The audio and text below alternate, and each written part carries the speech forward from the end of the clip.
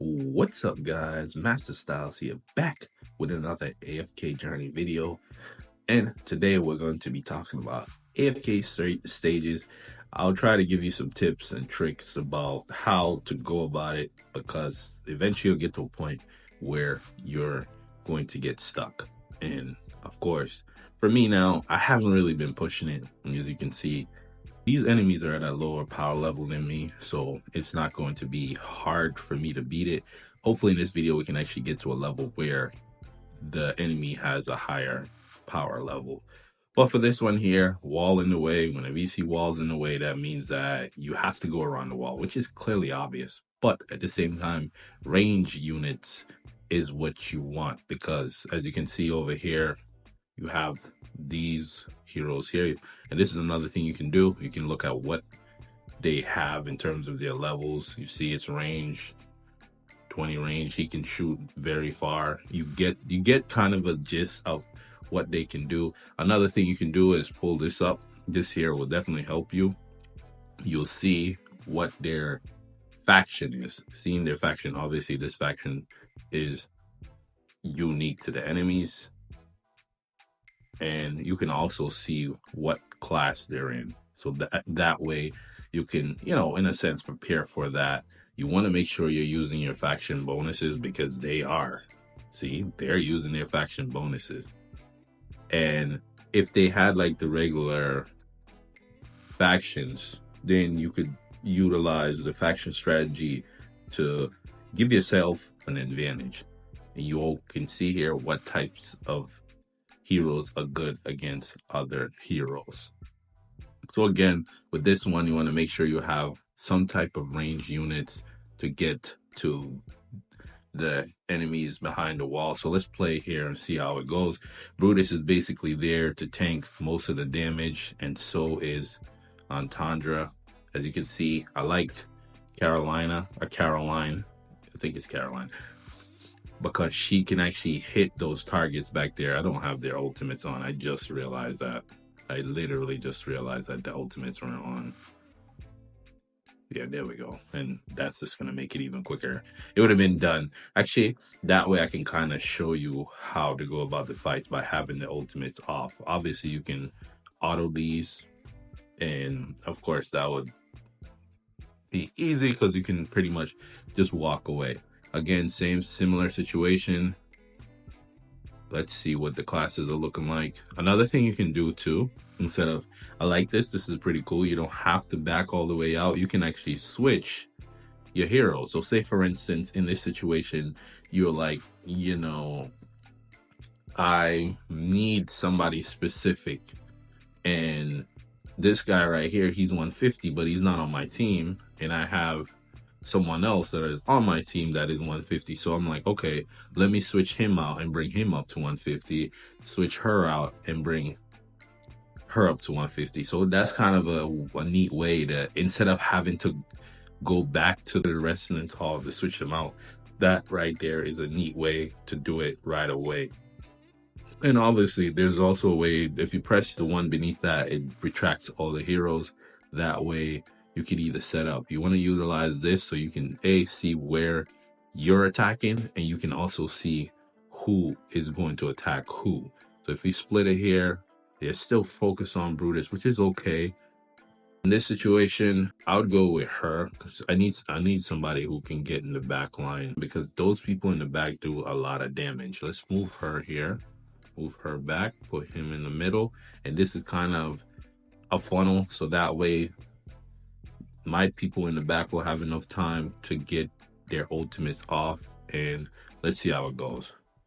So here, she's probably gonna end up dying. Who's doing binding? That's an interesting move. I haven't seen that. And see here, she's still fixated on the people in the front. I would have wanted her to go for the people in the back, but this is generally simple because we're close to their level, but our power level is higher. So, whether it be this here, that helps you out. And you got to make sure, that's another thing too, pick the one that's going to benefit you depending on the fight. Again, obviously this is more easier for me, but we'll continue so that way we can get to a level where things are a little bit harder. Here again, be mindful of the class because she does a lot of damage and you want Graveborn units. So I don't really have. Let's take her out and switch here so she can help out. I'm only gonna have Brutus up front and see. Let's see how this goes. So see, love that she goes in the back there. A little scary because she could die because she's not at a good enough level for her to be doing a lot of damage. But she did take out the unit that I was concerned about. But again, when it comes to these, generally once you have your team set up, it's just mainly removing one or two characters, right? So you see their power level is slowly going up. They're getting closer to me. This one's a little different now because now they have heroes versus the enemies. So in this situation, they have 5 different heroes, and Vala is scary to me because she picks off somebody in the back. They have their own Brutus, which in this situation, I'm not going to use her. I'm definitely not doing that. I might have to go with somebody else. I'm not using her either. I'm going to go with back to Entendre because I like her. And none of these Graveborns are that great for me. Let's see. I think I might just go with her because she does have that freeze. I like her freeze, so we'll do this here. It could be risky putting those heroes in the back because once she pops her ultimate, it literally just she literally will take out somebody in the back. It's just so interesting now the amount of damage. But I guess this one wasn't that strong, so that's pretty good. And once Cecilia, she pops her ultimate, it's pretty much over. That's 500. Yeah. The reason why I'm doing all of this is because I need to beat this guy here to get into the next part of the story. And I need to do 45 stages to get to that point. And I feel like my heroes are not quite there yet, but at the same time, just continue on. Eventually, we'll get up to 150, which will increase our power level. They have 5 of the same factions, and they're going to be doing a lot more damage here. So I'm still okay with the team that I got. I think they can do it. That guy back there, it could be a little annoying because you see they push back Brutus. He's literally way back in the back. He's not supposed to be back there. He's supposed to be up front taking damage. But again, Brutus is good because of the invincibility that he gets. And if he gets in a situation where he's close enough to Smokey, he'll heal. And that is that. It's pretty much over once the golem comes out. And still easy, even though they're getting closer to your power level. And see, now it dropped back down. So that's what happens. Sometimes one level may be closer to you, and then once you get to a certain point, it goes back down, make it a little bit easier, and then it starts to become a little bit more difficult. So again, try your best to make sure you're utilizing this so that way the fights will be easier. If especially when you're on a level that is harder, I'm not gonna have enough time to get to those higher levels, and it'll take me time to get there. So again, I ran through a couple of levels, and then now I realized something. So for the people that are watching this that are like, okay, well, I don't have Brutus and I don't have Smokey. What do I do? Right? I don't have those heroes that you're talking about. A good substitute is, let's go over to healers here. Let's pop over to healers here. These are your healing options. It may be different based on your account. Rowan is great. She's also a good one, right? She works too. Coco will help you out with damage reduction and also giving you some additional buffs. And she's also Wilder, which will work with Entendre. All you would need now is another Wilder. Coco, you want to put back here. Let's go back into here, checking out tanks. don't have Brutus. Remember, keep that in mind. Who else could you use? Because you want somebody to be up front. In this situation, let's switch over to Wilder. That only leaves him, and let's see if we can beat them with this set of units. So actually, as I'm looking at this, I need to make some adjustments. So if I need to make adjustments, I go here. I realize that the people on my team are not the ideal level, so we make that adjustment, right? And who else do we have? Let's switch you. And that's just how, that's what you should be doing if you're really trying to push through these stages and you're trying to beat a certain stage. Like for instance, if I was struggling to get to that 545 so I can move into the next section, this right here would definitely help by switching out the heroes in here and making sure that you have the heroes that are actually on the team having a higher level, because you already have those higher level heroes. That's kind of a thing that would help you out. Anyways, let's see how they do here. And obviously I could beat this one because if I put in Brutus, it's going to be easy for me. But in a situation where you don't have Brutus, who do you put in? And I made a mistake there too. Antandra should have been on the side of him because he's taking on a lot more damage. So in this situation here, range would help, because that way we can pick off the enemies in the back, and as soon as the golem comes out, their fight is pretty much over. So here with taking reduced damage, and remember with Coco, once the mark above their head goes away, it becomes damage to you. So we got it done.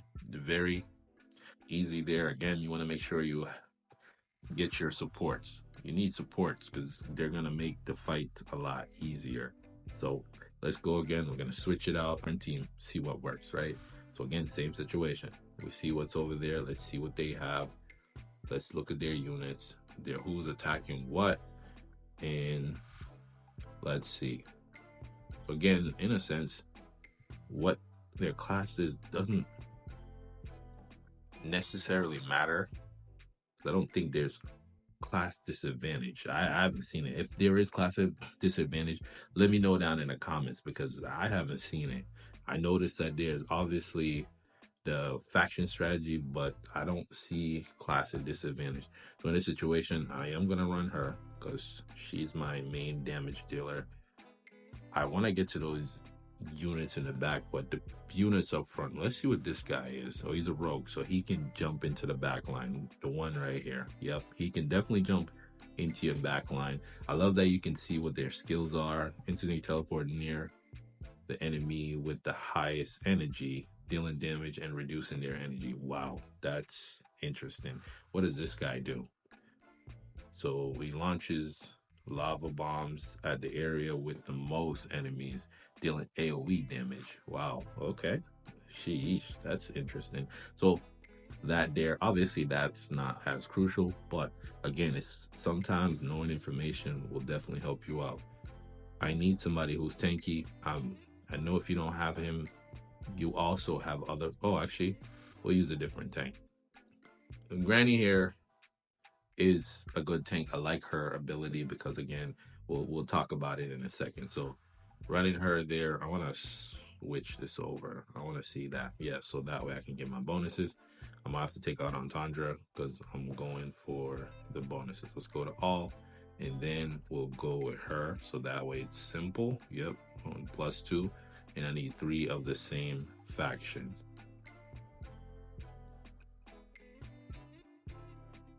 Let's see here. Is it this one? Yep. So we'll run her with the healer here. Yes, exactly. I like her because her healing is unlimited. Let's see what she does. I haven't used her yet. I haven't used this girl yet. We did get a new skin for her. That one is pretty. This guy is good too because he bunches them up together. But I feel like we'll use it. Let's just use a new hero. If you don't have the new hero, she's alright. You know, I like summoning units. Again, Randy's not by herself, which is bad. And she just died just like that. That's the main problem there. We just need time to get our ultimates off. Once we get the ultimates off, Ooh, he does a lot of damage, boy. Man. Okay, once the ultimates goes off, it's pretty much over for them.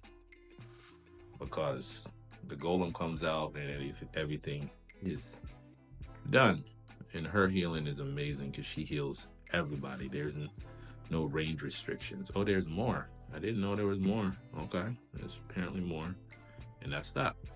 Very simple. Granny isn't that great at tanking. Well, mine's. I shouldn't say she isn't.